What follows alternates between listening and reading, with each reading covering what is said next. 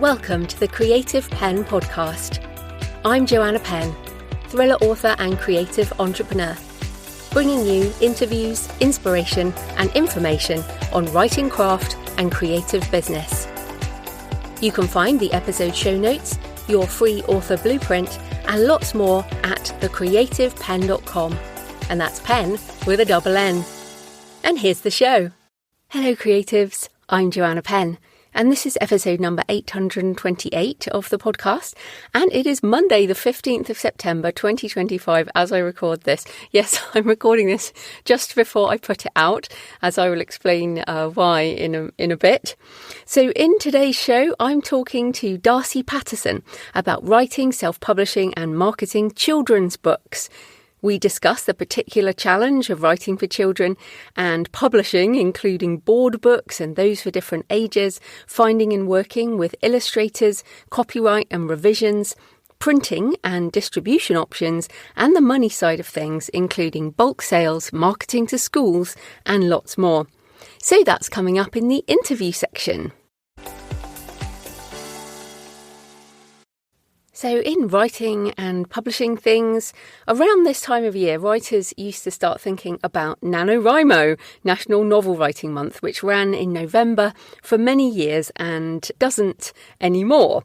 Many of us started writing that way, including me. So back in November 2009, I wrote the first 5,000 words of what eventually became Stone of Fire. Now, I never timed my writing to coincide with NaNoWriMo again, but I always have fond memories of the process. It really helped me get over my block around writing fiction. And in fact, timed writing sessions really is my biggest recommendation for people in terms of writing a first draft. And that was the beginning of my books as JF Penn. So NaNoWriMo is gone, but Pro Writing Aid is picking up the baton for writers. This November, Pro Writing Aid is launching Novel November, a month-long challenge designed to help writers turn blank pages into finished drafts. The goal, same as NaNoWriMo, write 50,000 words over the month, which is around 1,667 words per day. It is ambitious, but there will be an entire community writing alongside you, with daily writing sprints, Q&As, craft webinars and community support. And it really can become a sort of group project. They have some really great people speaking, including Madeline Miller, who wrote Circe, and Tomi Adeyemi, who wrote Children of Blood and Bone, and some other people. And they'll be joined by editors, writing coaches, other authors. So lots of things going on. You can register for free and be part of the online event, prowritingaid.com/novel-November. Or just go to prowritingaid.com and you'll probably find the pop-up. So in terms of publishing things, I'm on the Self-Publishing with Ally podcast with Orna Ross, and we talk about some of the recent issues with UK publisher Unbound and Boundless, and talk about managing cash flow as an author business. And I wanted to talk about this particularly with lots more people doing Kickstarters. Basically, it was reported that funds that should have been spent on printing books and shipping pre-orders were spent on operational things. And this kind of cash flow issue is a real problem for businesses, not just authors and publishing. So I think it's with Kickstarters, you see, you get the money and then you need to spend that money on printing and shipping, not just on other things like rent or something like that. Obviously, you have to factor in your profit margins, and that is often where people can go wrong. So yeah, Orna and I talk about that. We also talk about the windowing strategy for releasing, which is what I've been doing, which is kind of Kickstarter first, then your store, then Wide or KU or whatever. And we also discuss the Salt Path memoir controversy and where we need to draw the line as ethical authors. So you can find that on the Self-Publishing with Ally podcast. And in AI things, it is your last chance to join me this weekend, depending on when you're listening to this, but Sunday, 21st of September, 4 p.m. UK, 11 a.m. US Eastern. It is my last AI webinar of 2025. If you register, you can attend live or get the replay in video and audio format, along with the slides and my prompt library. And 99.9% of the webinar is everything you can do that is not writing a finished book with AI. So lots of things to share about using AI tools for creative processes and business processes. Lots on marketing and all kinds of fun things. So yes, the tickets are at thecreativepenn.com/live for my final AI webinar of 2025. And then in personal news, the reason I'm recording just before this goes out is I've been exhausted. I am so tired. Yesterday, I ended up spending the whole day in bed because Saturday I did a day at a metalworking workshop in Bristol. And I've never done metalworking before. This was one of the things I do. Every year I kind of pick something to push my comfort zone a bit. And this was one of the things I picked this year. And I made, and the video and the pictures are on Instagram and Facebook at JF Penn Author, but I made a sugar skull. And if you know me as JF Penn, sugar skulls, which are the sort of Mexican Day of the Dead skulls with the flowers and butterflies, and they're sort of a beautiful, colourful representation of the dead. And I made a sugar skull with 2 layers of metal that create flower shapes on the skull when you hold it up to the light, with detailing with metal washers and nails. And I love it, but it was so much work and it was physically I was just broken. So I did a drawing on paper and then plasma cutting. I really enjoyed the plasma cutting, and there is a video of me on doing that. Then I did some welding, which I really, really struggled with. And then some angle grinding, which I absolutely struggled with.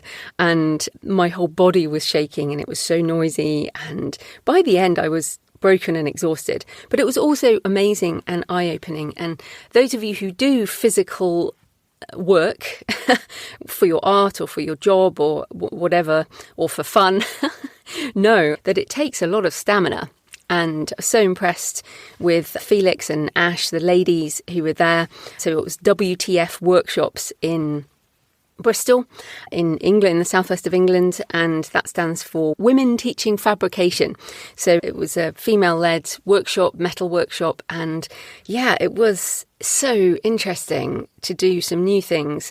It felt very dangerous compared to what we do as authors, like sitting in front of a screen typing. It's just so different, and a bit like my stone carving course last year, which I made a green man, which is in my garden, which I love, and I don't know where the skull's going to go, but it's going to go somewhere. And yeah, I have this renewed appreciation for people who work in this more manual way and who choose physical artistic pursuits. And obviously doing it for a job is different, but these are artistic people choosing metal as a medium. And yeah, it's such a different experience to turning thoughts in my head into writing on a screen. I mean, it is very cool to turn a thought in my head into a piece of finished metalwork. But yeah, I have never done any welding or metalwork, and it's really just about pushing your comfort zone. And like many women, and there was another woman in the workshop and some guys as well, and all the guys had done welding before, and me and this other woman hadn't. And that's quite common, I think, at school, and you get pushed into different things. And yeah, so anyway, it was fascinating. I really encourage you, if you haven't done metalwork or you haven't done stone carving or you haven't done whatever it is, and I might do clay or something a bit softer next time. But booking something where you're going to push your comfort zone, where you meet some different people. I always do these things on my own, and you really get a different insight into how different people work. So I'm really glad I did the day.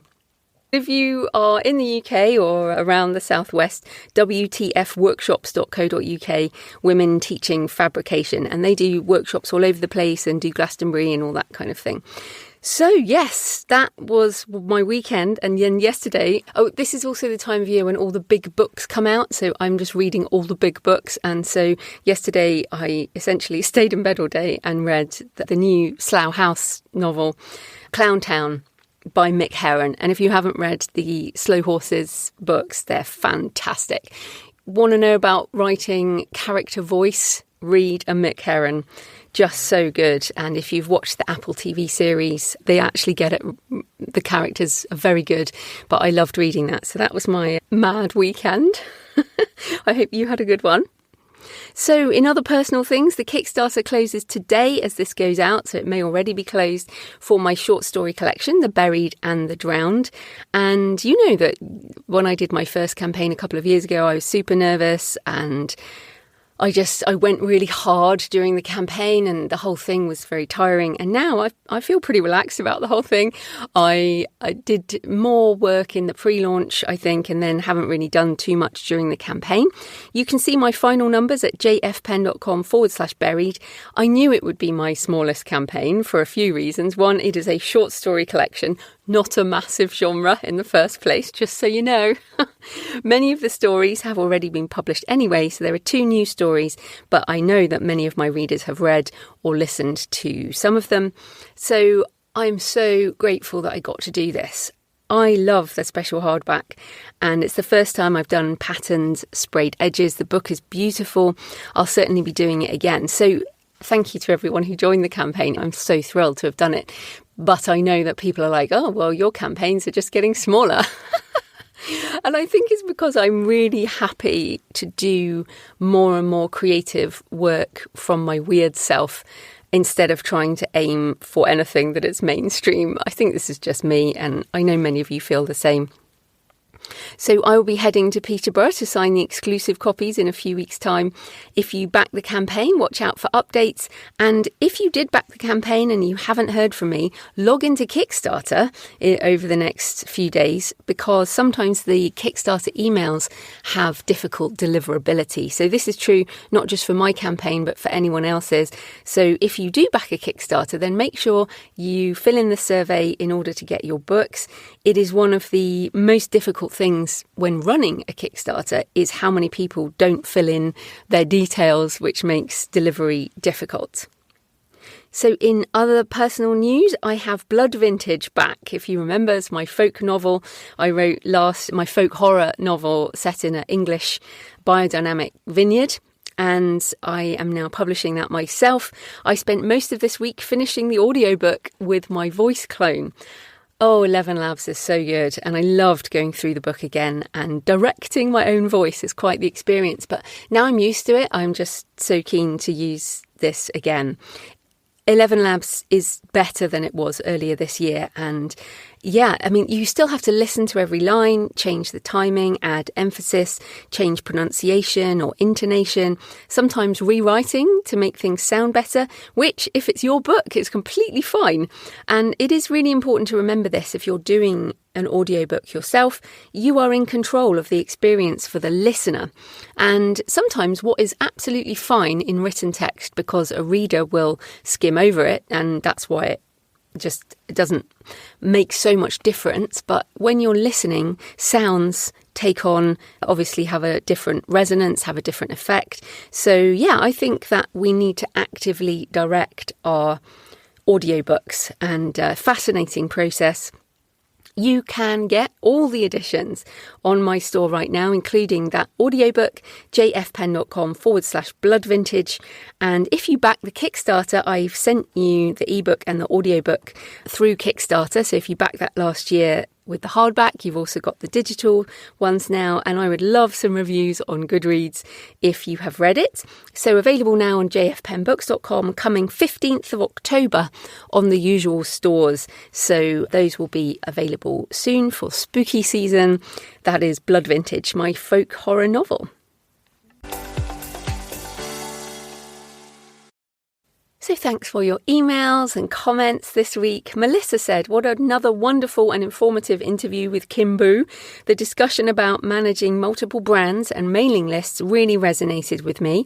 I write across 3 different genres: science fiction, contemporary romance and crime noir, and each attracts very different audiences. Managing 3 newsletters was becoming overwhelming, so I switched to 1. Now I include the featured genre in the subject line, so readers know what to expect each week. That is a good way to do it. Fantastic. Nina said the chat with Kim Boo York was so inspiring. I've been writing fan fiction since 2002, and I know exactly what she was talking about when she said writers who have fun and write with ease and joy in fandom may freeze up. become anxious and stilted when writing original fiction. Even as I was still listening to the interview, my finger had already pressed buy on Kimbu's book. Thank you for including this beloved and entirely unmonetized genre in your podcast. And thank you, Kimbu, for boosting my hope and confidence. Oh, I loved getting that comment from Nina, because when Kimbu pitched me with this fan fiction topic, I was like, I'm not sure I want to cover that on the podcast, because it's really not something I know anything about and I'm not sure it fits, but it really did. I loved talking about it. If you haven't listened to it, that was last week or the week before, whatever. But yeah, Nina, thank you so much for that comment. And Don, funny, so Nina says entirely unmonetized, Don sent an email saying, I wonder whether an author could actually encourage fan fiction as a kind of marketing approach. It's possible that someone might stumble across a fan fiction story, enjoy it, and then go looking for the original books. In doing a little digging, I found examples of authors, publishers, and even businesses experimenting with fan fiction as a tool for audience building or brand engagement, but it's far from common and usually quite informal. So yes, makes me wonder if there's a place for authors to think more deliberately about it. I definitely think that I would be the wrong person to comment on that, but Kimbu for sure will have some thoughts. So please leave a comment on the podcast show notes at thecreativepenn.com or on the YouTube channel. You can email me, send me pictures of where you're listening, joanna@thecreativepenn.com, and of course send me pictures of your favourite churches or graveyards, cemeteries. I love them, and it makes this more of a conversation when I hear from you. So this episode is sponsored by Pro Writing Aid, who, along with Novel November, also have awesome editing software. However you choose to publish, whether you go indie or you want a traditional deal, you need to make your book the best it can be.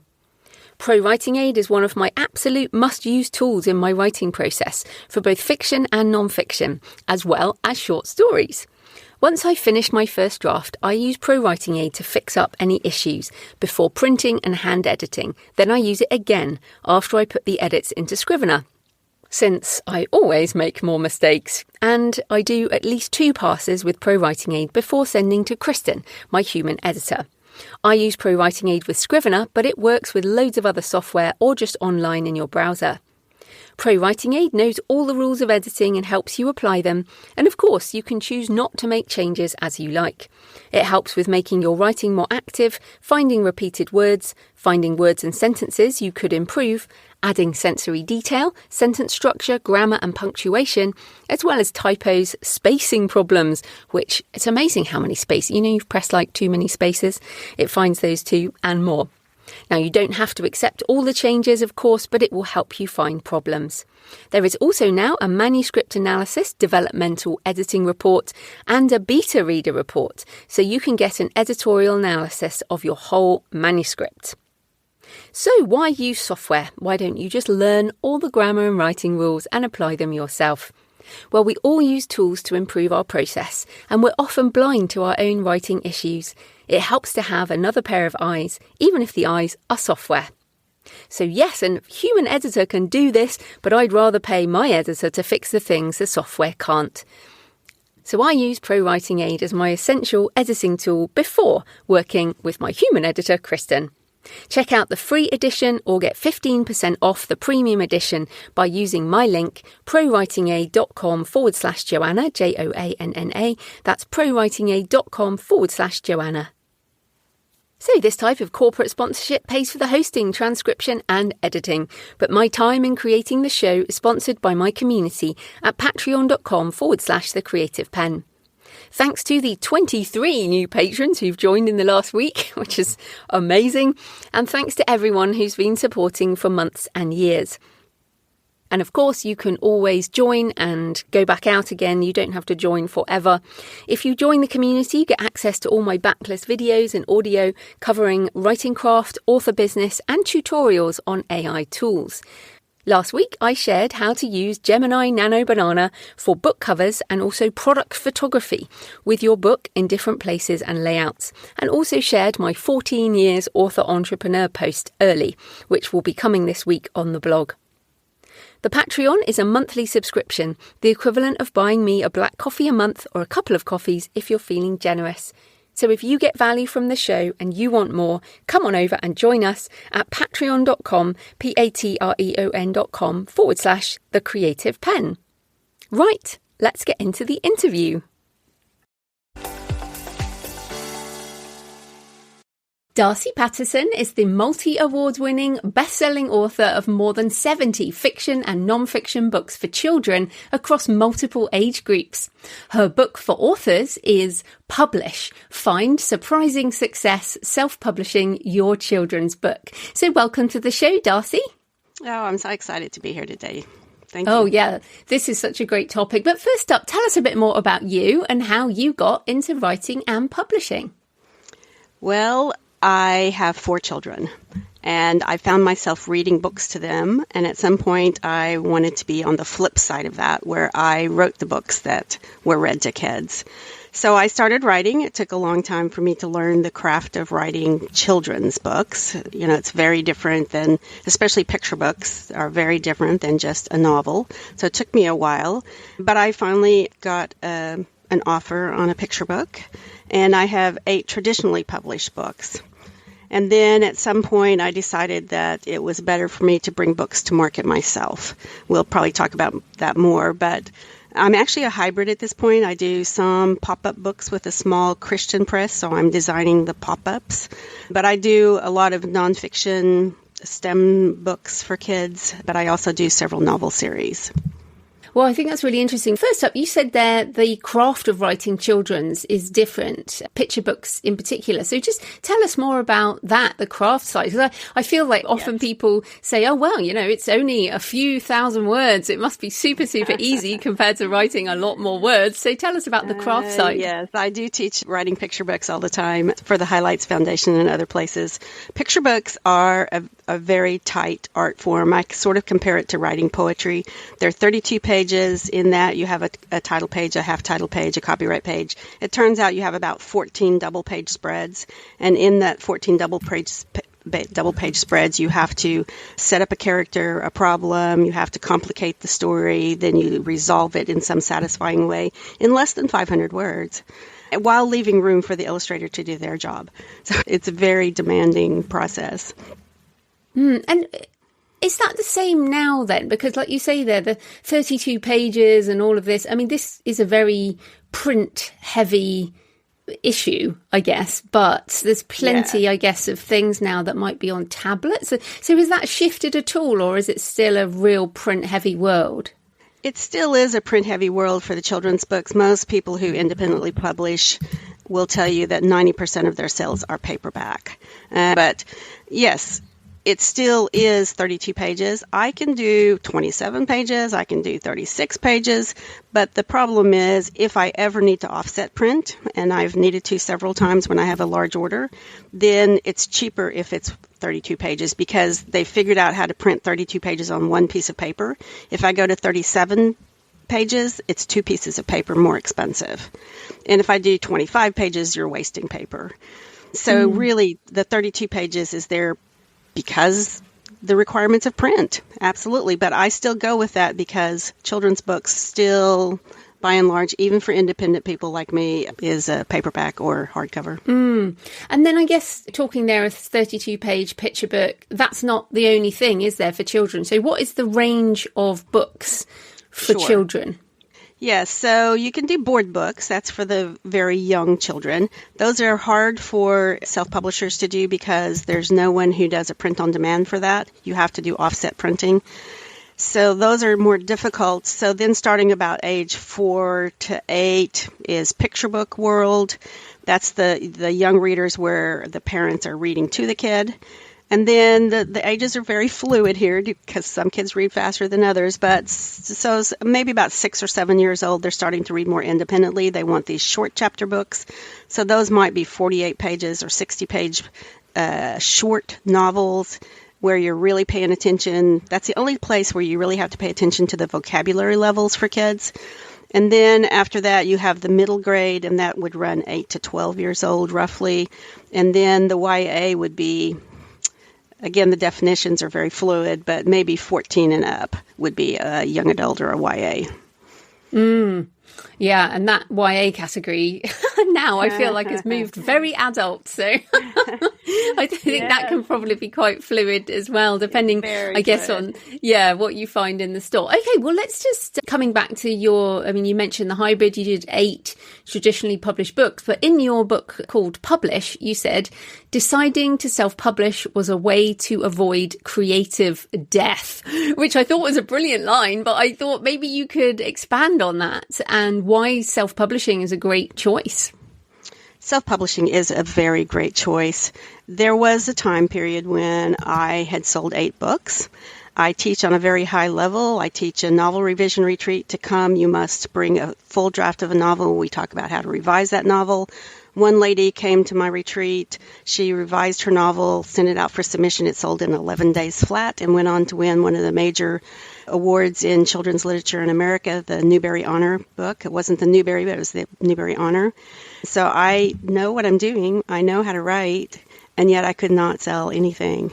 And it was so discouraging at that point. I either decided I would quit. I don't know what I was going to do, but I was going to quit. Or I had to just figure out how to bring books to market myself.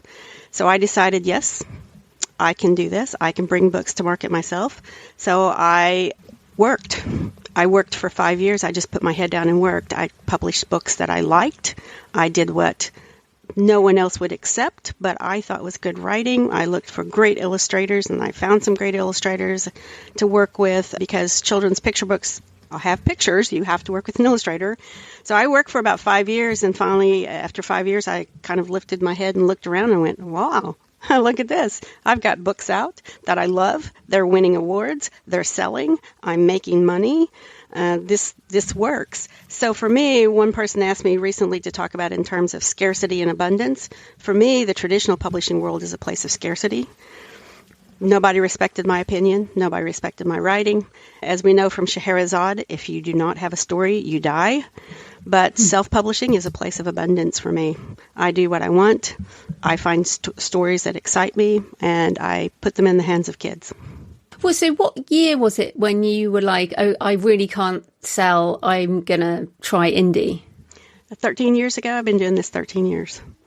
Yeah, so around 2012, I guess. Yeah, 2013, I think, yeah. Yeah, 2012, 2013. And that really was, I think, a real takeoff time in the sort of self-publishing arena when you could actually start doing this. And, for example, doing print on demand through Amazon, for example, yes. These things weren't that easy. I guess when you started in traditional publishing, it wasn't easy to do self-publishing. No. When I first started submitting books, the self-publishing was not available. But I did a book on writing very early, and that taught me how to do the self-publishing process. It was not a book anyone was going to publish because it was revising your novel, which is very niche. For people who want to write a novel, that's a fairly big market, but those who finish the novel and want to revise it, it's even a smaller market. So I self-published that book, and that taught me so much about how to set up your files, how to set up the accounts on everything, on KDP and everywhere else. Yeah, I do feel like so often actually just doing one, whether it might be a short story or just something, but actually just going through the process gets rid of a lot of the difficulty with it. Okay, so let's come back to, I guess, some of the things you have to do. So you mentioned illustrators there, particularly for the picture books. I guess, as you said, illustrators are important, but it also might be cover design. So what are your tips for finding and working with illustrators? Yes, this is a long topic. It can be. But basically, I find illustrators through a couple sources. One is the SCWI.org. That's the Society of Children's Book Writers and Illustrators, the only professional organization for people who write for children. And they have a gallery that's available to their illustrators. And it's not behind a paywall. You can just go look at it. And I look at that, but I also most illustrators use the Adobe suite of programs. There are other programs, but they learn on that one at least. And Adobe has a social media platform for illustrators called behance.net, BEHANCE.net. Illustrators from around the world put their portfolios there, and I find people there all the time. My family has hosted exchange students 8 times. So I'm familiar with working with internationals. I'm not afraid of that. And I've had illustrators from Colombia, Ukraine, Poland, Canada. So I don't mind finding an international illustrator to work on my projects, and I work well with them. So Behance.net is one of my main ways to find professional illustrators. And then finally, referrals. Just talk to other people, ask them who they used, were they happy with the process, that kind of thing. And then what do you give them? Do you give them like the story, the text, or how do you actually work with an illustrator? Good question. Everybody wants to know, can I write those notes to the illustrator and tell them that this character must have red hair and white boots? And of course, you can do that if you're self-publishing. You are the art director and you're in charge. But I prefer not to do that. I prefer to pick out an illustrator that I think has professional skills and an imagination of their own. So I give them my story. Then they give me sketches. And when they give me sketches, then I'm very picky about the sketches. For example, you cannot in a picture book have every page the same, so it can't always be in the cafeteria. It must move from place to place. You must make sure the character looks consistent from page to page. There's a long list of things I go through to make sure that the illustrations are right at that point. So when I get the sketches, they get a long letter. And I want a revision of their sketches. Right. So you've given them the whole story up front. Then Yes. they've given you the sketches. Then you've gone back with a letter.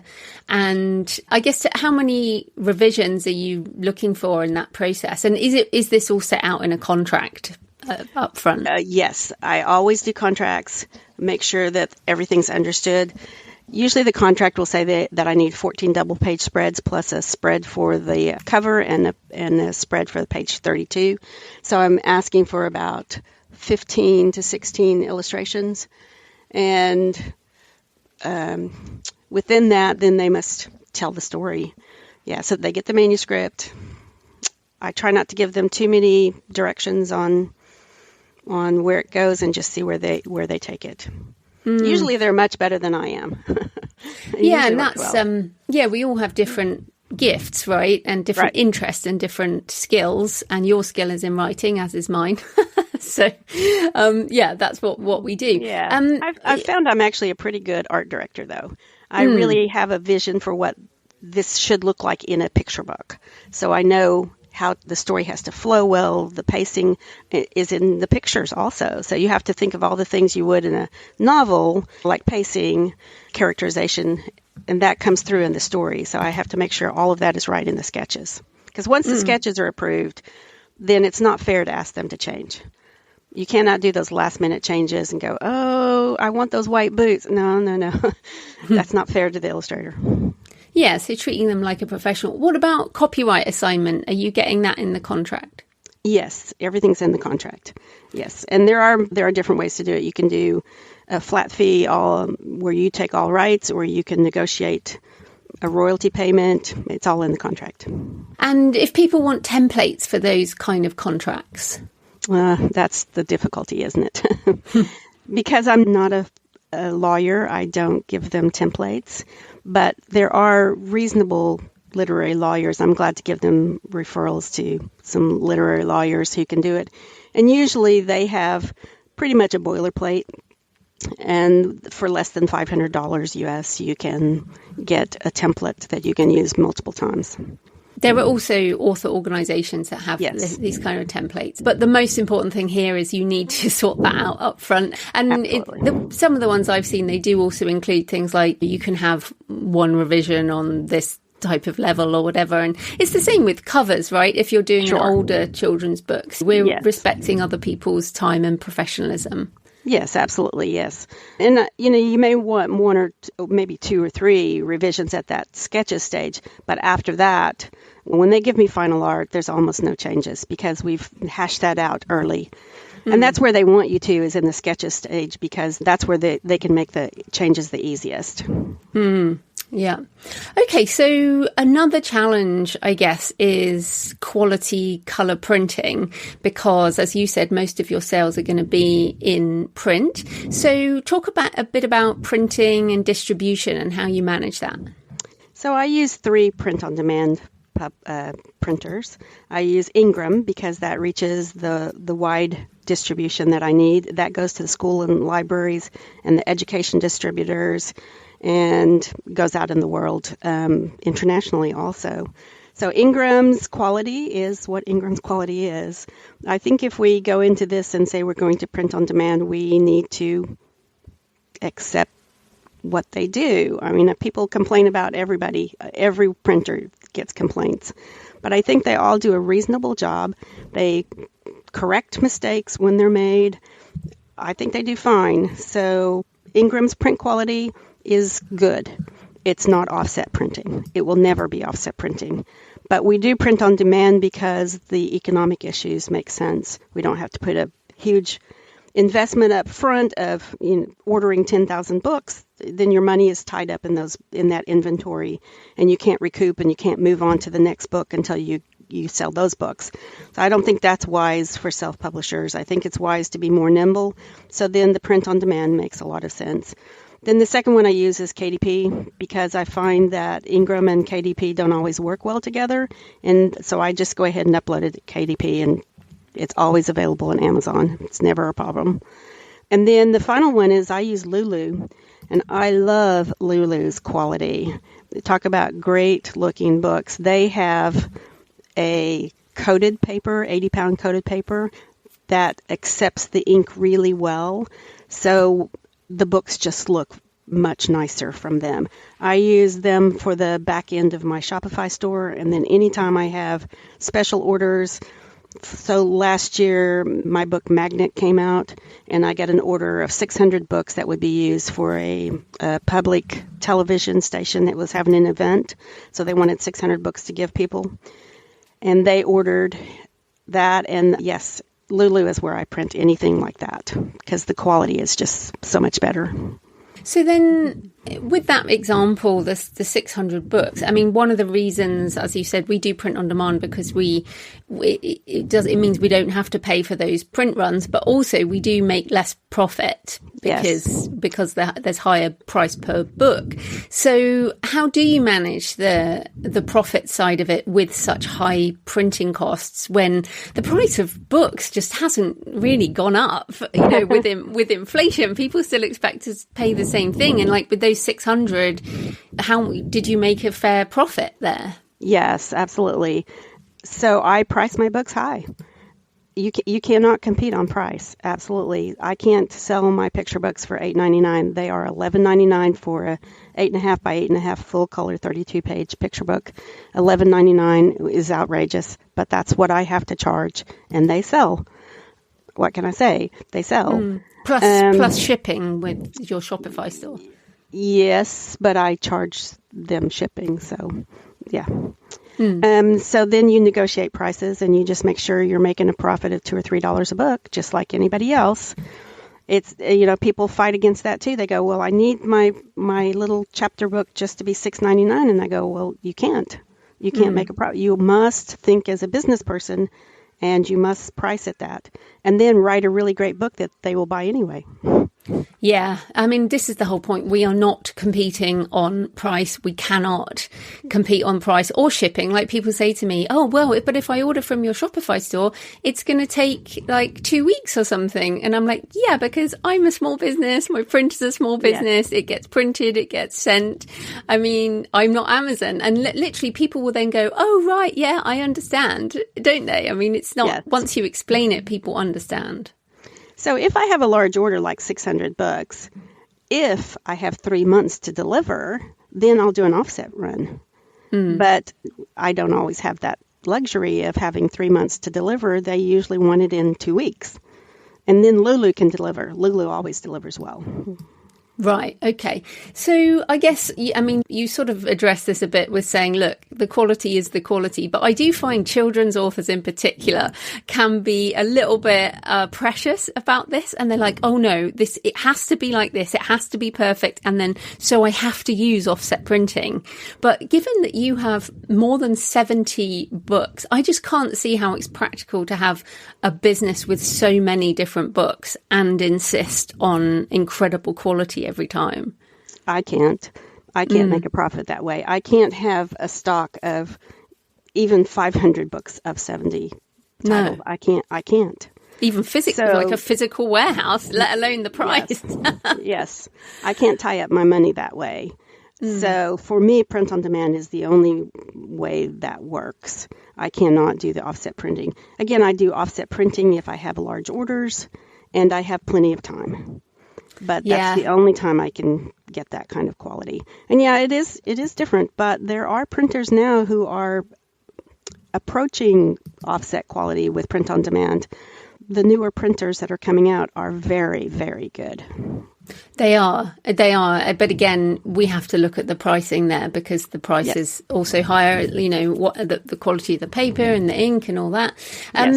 Yeah, I think that's really, and of course the same is true for anyone. I mean, like for me with like 45 plus books, I never have kept stock, but you just don't know. You don't know which books people are going to buy on any given day. So having print on demand just makes sense. And I think people who are just starting out, they're like, oh, well, it's only one book. But it's like, well, soon it won't just be one book. Well, we hope it's not just going to be one book. I mean, I want a career. I don't want just a single book out there. Then I guess just circling back on the anything that's different, because of course you do non-fiction books for children as well as fiction. Is the process just exactly the same, but you don't have a story necessarily? It's more like facts and things. Most of mine are narrative nonfiction. So I'm usually telling the story of a scientist making some kind of discovery or an animal. And usually it's not a species. Usually it's a particular animal that's done something amazing. For example, Nefertiti the spider knot is the true story of a spider that went to the International Space Station. The question there was, she's a jumping spider. She doesn't spin webs. She jumps to hunt. And the question was, could she jump in space? Because if you jump, you float away. So would she starve to death or would she adapt somehow to that microgravity of the International Space Station? And she did indeed adapt, and she learned to hunt in space and lived long enough to come back to Earth. What did she eat?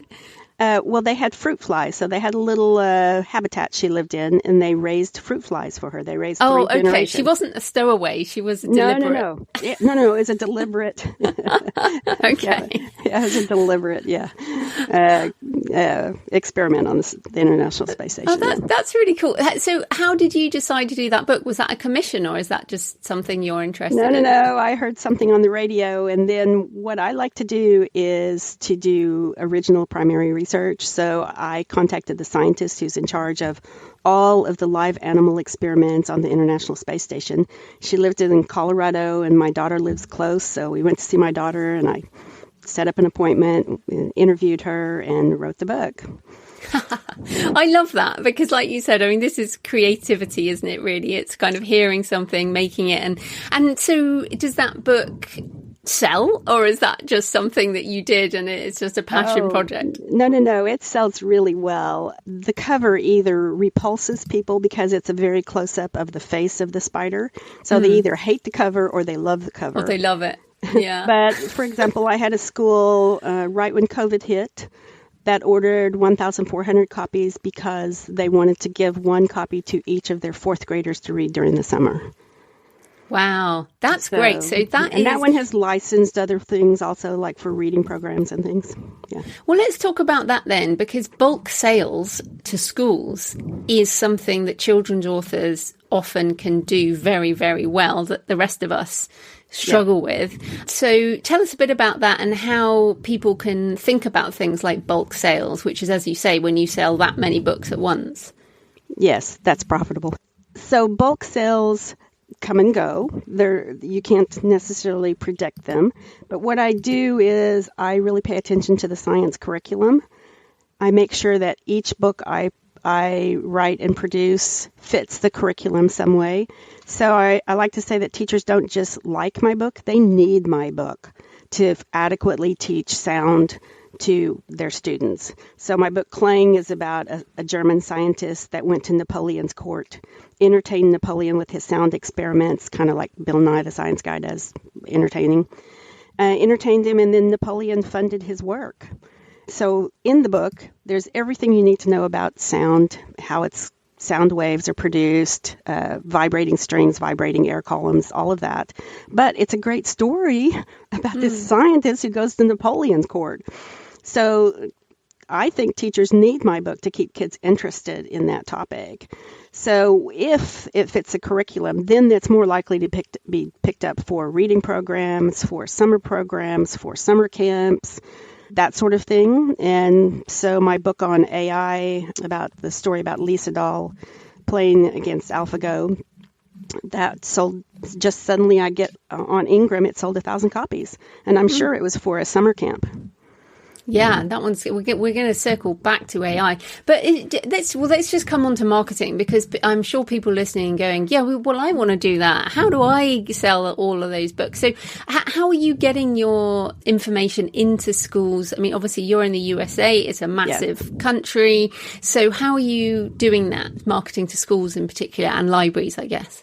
Well, everybody says go do school visits. Yes, you can do school visits, and you can make money that way. But I prefer to try other avenues, because school visits are limited to the length of the school year. You might have 150 days possible, and I'm not going to go out for 150 days doing school visits. So instead, what I do is reach out to organizations. In the United States, just this month, I've been to the Arkansas Association of Instructional Media. That's the school librarians. And at their conference, I had an audience of 60 or 70 people, and I talked my 20 STEM books. And then the next week, there was a leadership conference for the Arkansas Literacy Association, and they brought in leaders from the local councils around the state, 20 councils. So there was about 60 or 70 people. Again, these are the leaders, the opinion makers in their region. And they did a build your stack. So they bought 90 books, and each person got a free copy of the book, courtesy of the organization. So what you have to do is find those sorts of organizations in your area, in your state, your region, and go. Say, can I fill out applications to speak at their conferences? Those are, for me, that's the audience, not parents. Parents are a moving target, because if their child is 7 years old this year, next year they're going to be 8, and pretty soon they're going to be 14, and they've aged out of my books. But teachers and librarians always have those 8-year-old kids coming through their system. Yeah, I think that's super smart and super scalable. As you say, I mean, some people really love going into the schools and they love teaching at that level or whatever. But yeah, I think that's a really interesting... It's not scalable, though.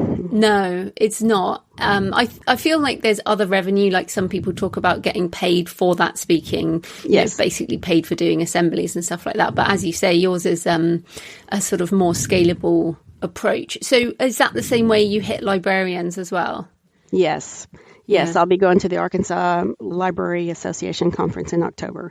So that's just local. And then I also reach out to national organizations. I've spoken at the National Science Teachers Association conferences. Just went to the American Library Association conference. So there are many of those regional and national organizations that focus on kids and kids reading that are my target. And so those STEM books you mentioned, have you really done a lot more of those, because those are the types of books that those markets want? Yes, those sell really well.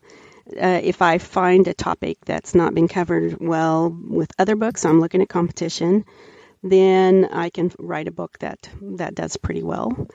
And then I still write the fiction that I like, and some of those do well and some of those don't do well. But the bread and butter is probably my STEM books, yes. Yeah, because they, as you say, they'd be a lot easier to sell if that's a topic that is that is covered at that age group. And then just, I guess, a sort of broader question about age groups. You mentioned you have 4 children, and I often meet people and they want to write a kid's book, and it's often they're writing a kid's book for the age that their child is. And then sometimes most often they kind of grow out of the idea because their kid is now a lot older than they were, and they've changed their mind about the book, or it was the wrong kind of age now. So, I mean, obviously your kids are presumably grown. Yes. So what advice would you have for people listening who feel like, oh yeah, I want to write a book for my kid, but are wondering how that turns into a business? So Catherine Patterson is a well-known children's book author. She wrote Bridge to Terabithia, which was a popular movie about 10 or 15 years ago.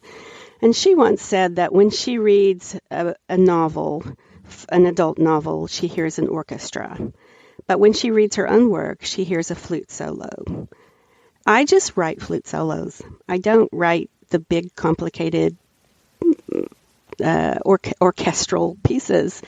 It's just not the way I write. So you just need to find what's your strength and what's your passion. I like children's literature. I read it all the time. I'm reading picture books, novels. I'm reading all the time. I just like the genre. So find a genre that you like and dive in. Right, so you can keep writing for an age group if you keep reading in the age group, even if your kids have grown. Yes, absolutely. Yes. Yeah, that makes sense. I mean, you have to know the genre, and of course, tastes change as well. I mean, even since you started in like 2012, I guess there's a lot more diversity now in children's books, and that's a really important, an important development, and also, I guess, translations. You've moved into translations and licensing. So, how's that worked in terms of the business? Translations, I did a test last year of 5 Spanish books. They've not sold particularly well. I need to find new ways to market them, but it was an experiment, and I need to find new ways to market them, frankly. However, I do have an agent in China, and they just sold 9-book series to a Chinese publisher.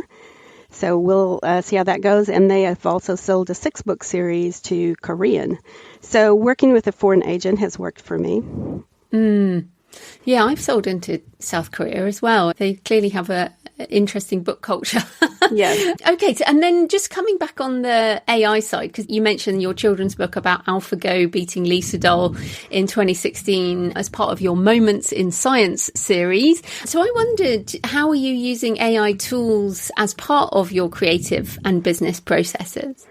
Well, I do use AI sometimes. So I love Google Notebook LM for research.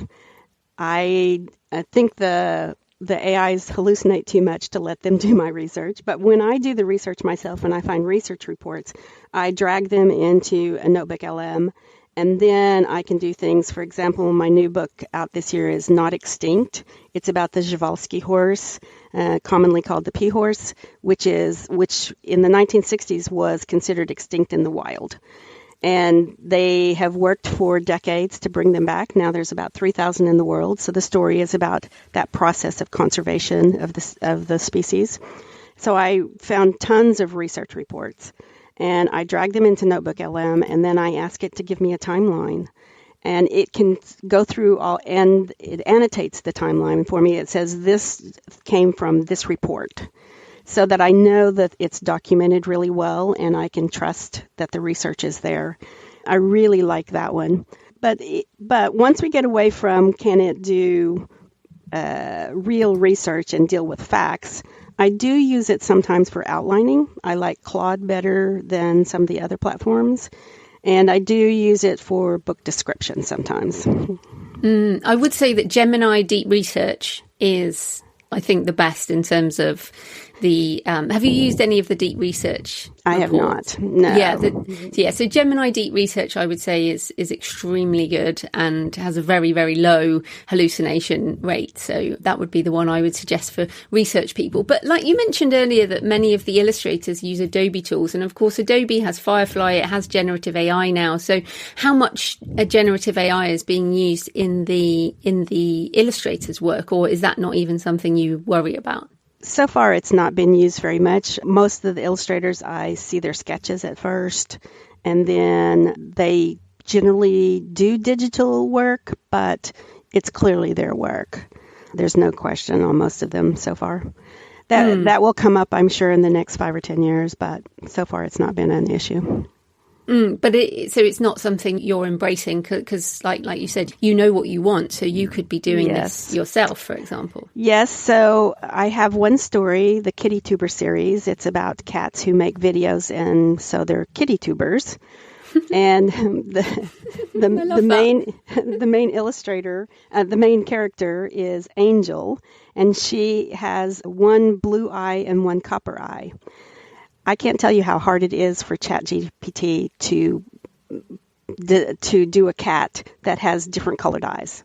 It's just almost impossible. Finally, I think last week I tried it, and it finally is getting to where it can do it. But that's a difficult task. It's the programs just aren't there yet. Again, I would suggest Midjourney, which is excellent. And I know quite a lot of people doing kids' books on Midjourney, and you can do consistent characters now. And so I think there's a lot of potential, and certainly for marketing, even if you don't want to use it for actual creation of the books. I think that's coming. I don't think you can stop it. And I think it will be lovely. But I just haven't done it yet. No, absolutely. Well, you've got your processes for sure. And I did want to ask you, because we were saying before we started recording, we've kind of known each other online for a really long time now, and you have managed this career now for a long time. So what are your tips for longevity, both, I guess, in terms of the business and the mindset and just staying the course? Because both of us have seen a lot of people leave the industry in the time we've been doing it. A lot of people do leave, and I'm sad when that happens, because that was my impetus for doing this, is to stay in the business. I think that's one of the reasons I wrote this new book, Publish. I made the mistake so other people don't have to. I think staying in the business just means that you stay excited about your work. You find things that you want to write about and you're passionate about. I mean, why do we write at all? Because there's some question that we want to answer, or there's some bit of information we want to pass on to kids. I think you have to keep finding that center and just stay really positive. Keep up with the industry. Don't think that it can be run the same way all the time. For business, I am not a very good businesswoman. I started with no information. I've never taken even an accounting class. So accounting just killed me at first. It's really hard for me to do the business, but I think you just have to keep pushing and trying. So I'm very curious, and I research and solve problems. Yeah, I think that curiosity is what keeps us going, to be honest. And I feel at this point that if there's still books I want to write, then I'm just going to keep writing them. Absolutely, yes. And yes, we both run businesses, but there are lots of better ways to make money than writing books. Especially children's books, yes. Which is fascinating. But okay, so tell us, you have a Kickstarter running right now. Tell us about that and a bit more about the book. So Publish is a book about self-publishing children's books and making a success at it. And I did make all the mistakes, so you don't have to. I've been doing a blog called indiekidsbooks.com for 3 years and writing things on there that I thought would eventually wind up in the book. Mostly they're about what I'm working on right now, what I'm worried about, what the current state of publishing is like. So it's a great resource for you. But I wanted to put things together in a book that would explain the process for people who don't do this. I mean, who just come to it with curiosity and go, can I do this? It's not easy. Self-publishing is never easy. You have to do everything from the creative to the accounting. It's not easy, but oh my gosh, it's fun. And I want people to get that. I want them to understand that it's not a horrible thing. It's not being put in the ghetto. I submit my books to awards and I win awards and I make money. You can do that too. Fantastic. So where can people find you and your books online? So the best place to find my books is mimshousebooks.com, MIMSHOUSE books.com. And if you're interested in self-publishing, indiekidsbooks.com is where I kind of chronicle my journey. So you can find the published book on Kickstarter right now. It will be live when this recording goes out, and it will be also available for pre-order on Amazon. But look for the Kickstarter. I think you'll find a lot of things on there that are interesting. Brilliant. Thanks so much for your time, Darcy. That was great. Oh, thank you so much. So I hope you found the discussion with Darcy interesting, whether you write children's books or if you just wanted some new ideas around writing, publishing, book marketing and author business. Let me know what you think. Please leave a comment on the podcast show notes at thecreativepenn.com or on the YouTube channel, or email me, joanna@thecreativepenn.com. Send me pictures of where you're listening or your favourite cemetery or churchyard. Next Monday, I'm talking about procrastination with Colleen M. Story. And I was sceptical about doing this as a whole topic. I didn't think it was big enough, but we cover a lot of interesting mindset things, so you will definitely find it useful. In the meantime, happy writing, and I'll see you next time. Thanks for listening today. I hope you found it helpful. You can find the backlist episodes and show notes at thecreativepenn.com/podcast. And you can get your free author blueprint at thecreativepenn.com/blueprint. If you'd like to connect, you can find me on Facebook and X at The Creative Penn, or on Instagram and Facebook at JFPennAuthor. Happy writing, and I'll see you next time.